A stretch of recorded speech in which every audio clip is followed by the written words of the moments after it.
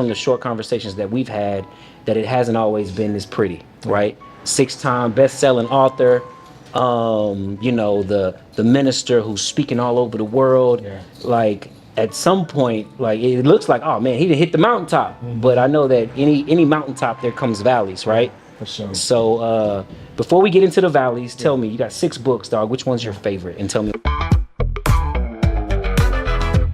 a little bit about that. My favorite ones, I'm gonna honestly say it's my first one, Reprogramming Your Faith. The reason why I would have never had the other 5 if I never went through the mistakes that I went through. And so literally as I was writing that book, man, I was going through a lot of life altering issues, man, and things of that nature, you know what I'm saying? So I'm blessed and fortunate to say definitely Reprogramming Your Faith. And pretty much it was just a book that God put on my heart to create for people in the body of Christ who've lost their faith. Right? You know, church hurt, you know what I'm saying, church abandonment, you know, I'm looking down on them like they're nobody and things of that nature. So I said, man, yo, you got to reprogram your faith. Come on. Not reprogram the church. Come on. Reprogram your faith. Yeah. And I think that's where we miss the mark. Sometimes we expect other people to reprogram. They ain't got to do nothing. I remember when I first got saved, I was at a church camp, right? My homies tricked me into going. They were like, bro, it's going to be girls from all over the country. I was like, bet, I'm in. Yeah. Not knowing that I went to go meet girls, I end up meeting Jesus, right? And it was a life-changing decision. But I remember one of my mentors shared with us, yes, you've had this encounter with God and it's very real, but when you get back home, nobody else has. Wow. Like your environment has not, you have changed, your environment has not. That's your friends, your family, they are still the same. That's heavy. So don't expect them, like just be ready, be prepared.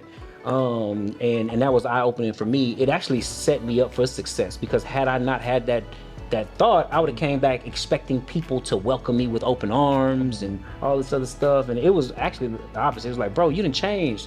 I'm like, you know what I'm saying? So, but yeah, I love that, dog. I need to go get that book, dog. I need to read that one. Bro, say what? Bro, they ain't say nothing but a word, man. Oh, man. So speaking, how did you get into speaking for a living, right? Okay. How'd that happen? Yeah, so you want the long story? I want whatever story you want to give me, bro. I love it. So we got time today, fam. We got time. So yeah, man, I would say it started here, man. I was working at a homeless shelter called House of Hope in Rhode Island. And I remember one particular night, there was a client that was going irate. And typically at the shelter, fam, you know how certain individuals are, they don't really have empathy. They don't have kindness, right? So they're looking down on these clients and looking at them like they're nobody and, you'll never be nothing. Me, I was just like, nah, because I just got done actually being homeless, bro. Sleeping couch to couch, sleeping in my car, bro, after losing a job. Yeah. You know what I'm saying? And so because living in Rhode Island ain't cheap. No, definitely ain't. No, definitely not, for real. You know what I'm saying? And so, man, I remember, man, one night my coworker Jerome Hines, he was like, "Hey, Will," sound just like that, deep voice, everything. He's like, "Hey, Will, there's a client down there, man. He's irate. I need you to go talk to him." I said, "Me?" He said, "Yeah." And I'm like, "Well, why me?" Yeah. He was like, "Will, I know you can touch him." I said, "Well, if you say so, right?" And the reason why Jerome was like that, fam, is because he was like, yo, like, I see you always walking the floor, having conversation with the clients, talking with them, hugging them, dapping them. How was your day? You know what I'm saying? Would you want something else to eat? Do you need a towel? Do you need a toothbrush? Like, what's up? Right? And so I went down there. His name was Anthony Robinson. Never forget his name. I go down there. I'm like, "Hey, Ant, what's going on?" Just the fact that you knew his name. Yeah. Like, that part oftentimes gets overlooked. Yeah. You know what I'm saying? I was in education for some years, and I always made an effort to learn my students' names. And it seems like a normal thing, but your name, bro, like addressing somebody by name is powerful. Yeah. Definitely is, bro. You know what I'm saying? And so I went up to him. I said, "Anthony, man, what's going on, man?" He said, "Leave me alone." Like the Grinch, man. He's like, "Leave me alone. I want to talk to you. Leave me alone. This whole shelter keeps making promises, and I have not got nothing yet. No food stamps, no housing, nothing. And people keep trying to rob me. Life ain't worth living.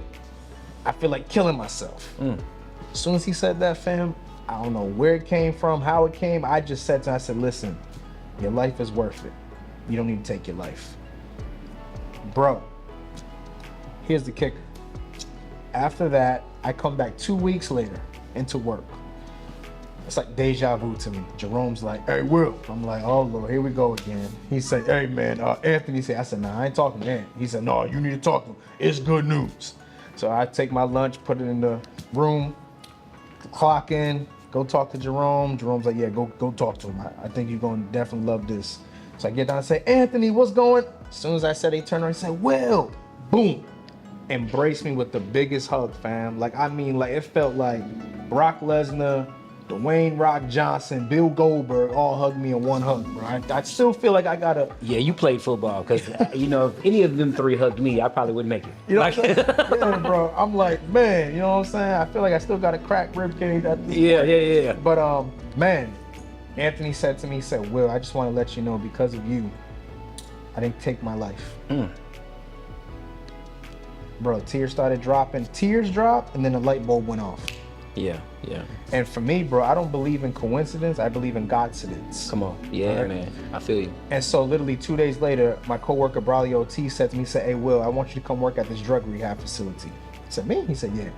I said, well, you know what I'm saying? I mean, I don't have no problem with it because my mom's a recovering drug addict. You know what I'm saying? Praise God, she's 46 years clean. You know what I'm saying? So that's a blessing. Man, yeah. And I said, man, you know what? I think it'll be dope for me to be able to give back, you know what I'm saying, on how, you know. How old were you at the time? Me? Yeah. Like 23. Okay. Yeah, 23, bro. Yeah, I wasn't thinking about that at 23. Just saying. But anyway, keep going. Yeah, bro. Yeah, bro. Yeah, for real. Yeah. And so, you know what I'm saying? I end up getting a job. It's like the same thing happened. You know, people mistreating the clients, all that stuff. And I'm just like, yo, I'm empathetic. I got, you know, I'm making sure they're good, whatever they need.